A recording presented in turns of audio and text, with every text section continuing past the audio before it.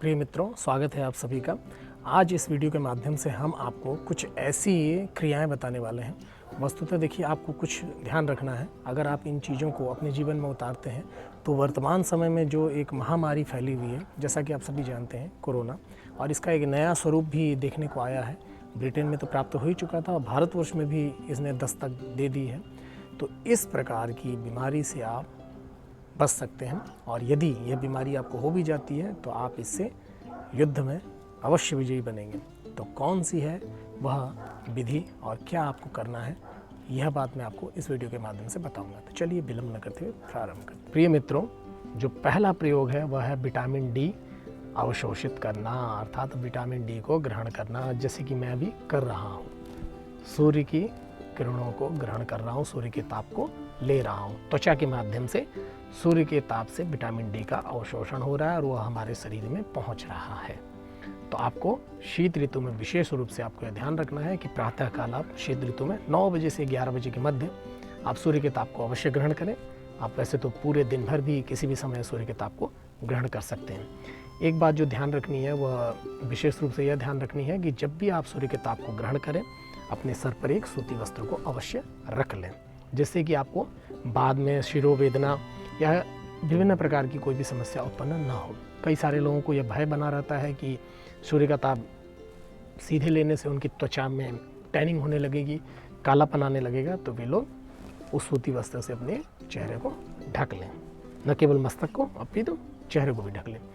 तो आपको क्या करना है कि सामने से, अर्थात फ्रंट से सूर्य के ताप को जितने समय तक आप ग्रहण कर रहे हैं उससे 4 गुना आपको अपने पीठ से ग्रहण करना चाहिए।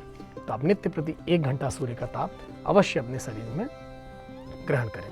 अब सूर्य के ताप को ग्रहण करते समय अगर विशेष फल आपको चाहिए तो आप स्नान करने के पश्चात ही सूर्य के ताप को ग्रहण करें।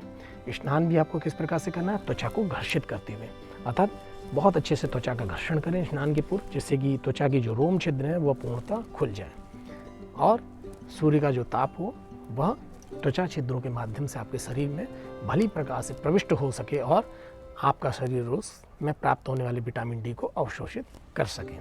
तो इस प्रयोग को आप अवश्य करें।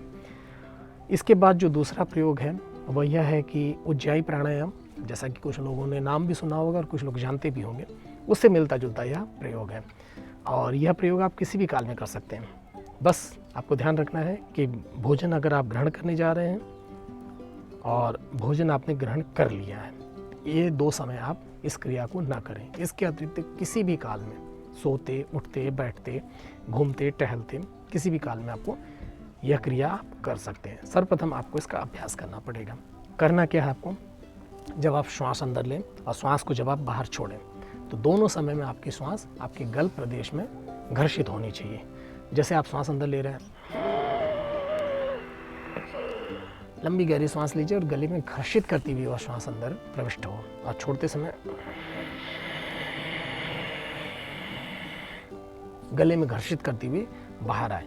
इसकी आपको अनुभूति हो जाएगी। गले में आपका श्वास का जब घर्षण होगा तो आप उसका अनुभव स्वतः प्राप्त कर लेंगे।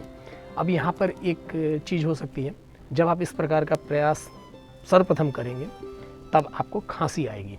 ये एक सर्वसामान्य सी बात है, इससे भयभीत ना हो, क्योंकि कई बार क्या होता है कि गला आपका पूर्णतः स्वच्छ नहीं होता है, उसमें कुछ न कुछ बलगम या कफ चिपका रहता है उसकी नलिकाओं में। तो आप जब श्वास के माध्यम से वहाँ पर घर्षण करते हैं तो एक अवरोध जैसा उसको लगता है, तो फलतः झटके से वह श्वास बाहर निकलना चाहती है, जिसके परिणाम स्वरूप खांसी उत्पन्न होती है। तो इससे भयभीत न हो, इसका निरंतर प्रयास करें और एक समय के बाद आप इसके पूर्णतः अभ्यस्त हो जाएंगे और भली प्रकार से आप इस प्रकार के श्वसन क्रिया को करने में समर्थ हो जाएंगे। यदि आप ये 2 क्रिया करते हैं, अर्थात विटामिन डी को अवशोषित करते हैं और दूसरा यह श्वसन क्रिया करते हैं, तो आप न केवल कोरोना को हराने में समर्थ रहेंगे, कोरोना आपसे कोसों दूर रहेगा, अपितु यदि कोरोना हो भी गया तो वह आपसे पूर्णतः परास्त हो जाएगा। और इसके अलावा आपको जो लाभ मिलेगा वह शीतजन्य जितनी भी परेशानियां या रोग उत्पन्न होते हैं उससे आप पूर्णतः मुक्त रहेंगे। कई सारे लोगों को क्या होता है कि गर्म पानी पीते हैं, उनका गला जैसे लगता है कि फंस रहा है, बोलते समय बार बार गले को ठीक बैठाना पड़ता है कि मतलब ठीक से आप कह सकें अपनी बातों को। तो आप इस प्रकार की समस्या से कभी नहीं जूझेंगे। तीसरा और आखिरी जो प्रयोग है वह है विटामिन सी का अपने भोज्य पदार्थ में विटामिन सी को शामिल करना, का अधिक मात्रा में उसका प्रयोग करना।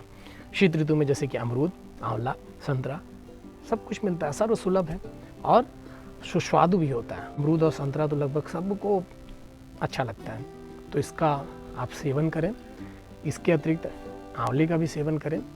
यदि आप ये जो 3 क्रियाएं मैंने बताई हैं इनका नित्य प्रति अभ्यास करते हैं, विशेष रूप से शीत ऋतु में, जैसा कि इस समय कोरोना का एक नया स्वरूप भी देखने को मिल रहा है और कोरोना तो पहले से ही फैला हुआ है, उसका एक नया स्वरूप भी भारतवर्ष में भी प्राप्त होने लग गया है।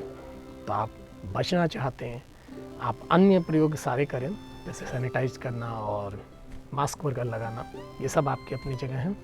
और उसके बाद काढ़े इत्यादि का जो लोग सेवन करते हैं, गिलोय इत्यादि का, गिलोय बटी इत्यादि का प्रयोग करते हैं, वह अगर आप नहीं भी कर रहे हैं गिलोय बटी इत्यादि का प्रयोग, तो केवल इन 3 क्रियाओं को करके आप कोरोना से कोसों दूर रह सकते हैं। और यदि दुर्भाग्यवशात, अत्यंत दुर्भाग्यवशात आपको यह बीमारी आ भी जाती है तो भी आप इससे शीघ्रपूर्वक मुक्ति प्राप्त कर लेंगे। तो हम आशा करते हैं हमारे द्वारा दी गई इन 3 क्रियाओं का आप प्रयोग करेंगे और इनसे लाभ प्राप्त करेंगे। तो मिलते हैं आप सभी से एक नए वीडियो में, तब तक के लिए हमें आज्ञा दें। नमस्कार।